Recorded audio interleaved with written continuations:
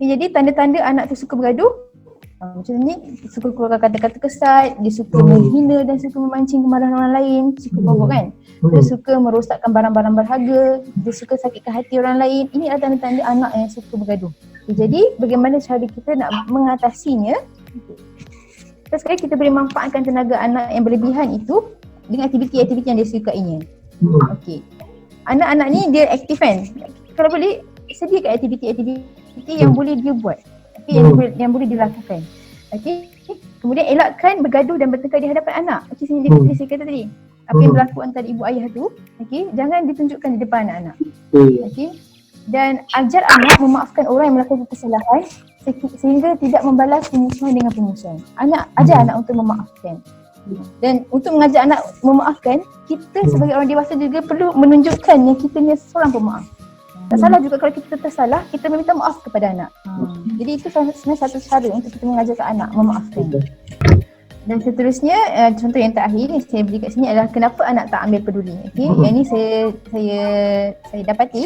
Okey, kenapa anak tak ambil peduli? Sebab boleh jadi ibu bapa yang sangat overprotective, sangat melindungi, membuatkan anak tu cenderung tidak mengambil berat dalam banyak hal. Dia tak tahu nak buat. Semua dah diuruskan oleh ibu ayahnya. Dia jadi tidak biasalah. Dan ini sebenarnya saya banyak gejala ni yang saya nampak pada anak-anak murid saya.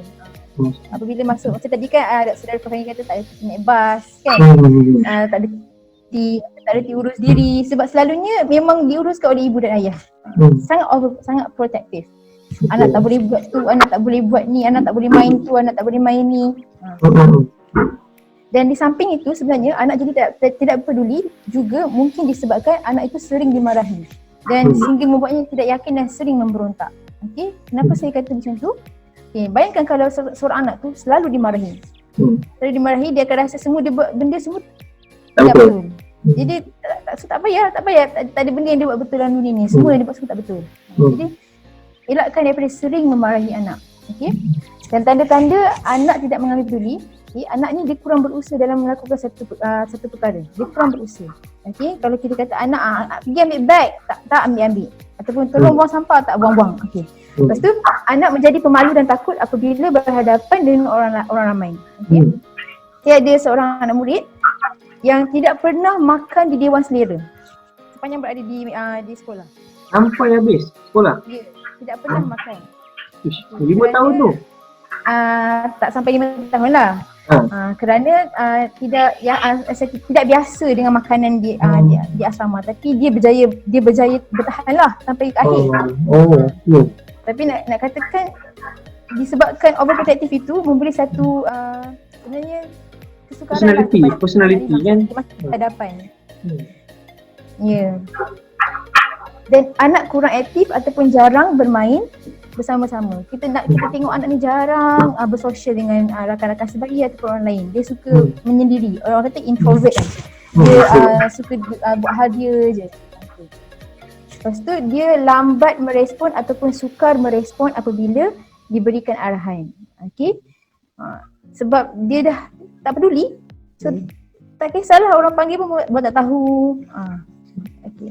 Sebagaimana kita nak mengatasinya, berikan kebebasan kepada anak dalam bertindak selagi ia tidak mendatangkan mudarat dan bahaya kepadanya. Tadi saya katakan, kita setkan jadual. Betul, setkan jadual tapi tidak terlalu rigid. Kita biarkan contohnya. Lepas tu kita galakkan anak berkawan dan bermain dengan rakan sebaya. Okey. Dan anak perlu dibimbing untuk berdikari. Tadi kita dinyatakan kan, kena berdikari. Kita nak anak itu berdikari. Dan libatkan anak kalau boleh dengan kerja-kerja sukarelawanan. Okey. Sebenarnya tak susah pun. Kadang-kadang kalau kita pergi masjid kan, atau contohnya kalau kita pergi mana-mana, kita jumpa sampah. Okay. Suruh anak kutip sampah for example, ataupun kita boleh join mana-mana NGO ke kan, untuk join dengan aktiviti-aktiviti kesukarelawanan, which is itu satu yang baik untuk membentuk anak tu peduli. Jadi kita dah sampai pun ke penghujung. Masya Allah, tak sedar dah sampai hujung dah. Sekejap je rasa. Laju betul-betul kan. InsyaAllah. Efektif tadi 6 kan? Efektif. Okey, tadi E. Example. E untuk Example. example. Okay, F untuk frequent. Frequent. E. Encouragement atau punishment. Okay, C. Clarify. C. Clarify. C. Fail. Fail. I. Incident. Incident, and the last one F. Face. Jadi apabila kita melihat setiap kali kita melihat this acronym, kita akan lihat ini aspek-aspek yang kita kena perhatikan. Inilah perkara-perkara yang kita perlu perhatikan untuk memberikan satu pendidikan sosial yang berkesan kepada anak-anak. Dan tidak boleh abaikan salah satu, mesti ada semua. Semuanya melengkapi Ya, saling melengkapi. So sebagai kesimpulannya Saudara Farhani, apa yang saya boleh katakan di sini, membentuk dan mendidik kemahiran sosial di kalangan anak-anak haruslah memainkan peranan, ibu bapa itu haruslah memainkan peranan yang baik dalam bentuk perkembangan sosial anak-anak sejak kecil lagi. Kena dimulakan sejak kecil lagi. Kemudian anak-anak itu perlu diajarkan dan melatih anak itu dengan amal soleh dan adab-adab mulia. Adab-adab soleh, amal mulia ataupun perkara-perkara baik perlu dilatih. Perlu dilatih dan diajarkan. Kemudian yang ketiga, meluangkan masa yang berkualiti dan memberi perhatian kepada anak. Hari ini anak banyak bermasalah kerana kurang perhatian daripada ibu bapa. Kurangnya masa berkualiti. Seterusnya, menciptakan suasana tenang dan seronok dalam rumah, kan, supaya anak merasa senang. Jangan anak tidak merasa senang dalam rumah. Kemudian yang kelima, beri waktu kepada anak untuk mempelajari sesuatu. Kita jangan paksa. Jangan terlalu memaksa. Kerana seperti saya kata di awal tadi, masa itu adalah sebahagian daripada rawatan. Dan yang terakhir sekali, inilah yang paling penting sebagai seorang pendidik. Mohonlah pertolongan dan petunjuk kepada Allah, sebab segalanya yang kita usahakan ini akan berhasil hanya dengan izin Allah. Masya-Allah. Allahu a'lam. Jadi akhirnya ia berbalik kepada ibu bapa, kita lah individu yang mendidik, kita lah tanggungjawab itu ada pada kita. Jadi kita janganlah Allah dah memberi kita satu rahmat. Rahmat itu apa? Anak. Anaklah satu rahmat yang sangat besar, yang sangat boleh membantu kita sehingga kat dalam barzah dan sehingga kat dalam akhirat nanti. Sebab salah satu perkara yang boleh menyelamatkan kita dalam kubur nanti ialah doa anak yang soleh. Jadi inilah yang kita nak bina. Kita nak membina anak yang soleh bermula daripada kanak-kanak lagi, pada awal lagi.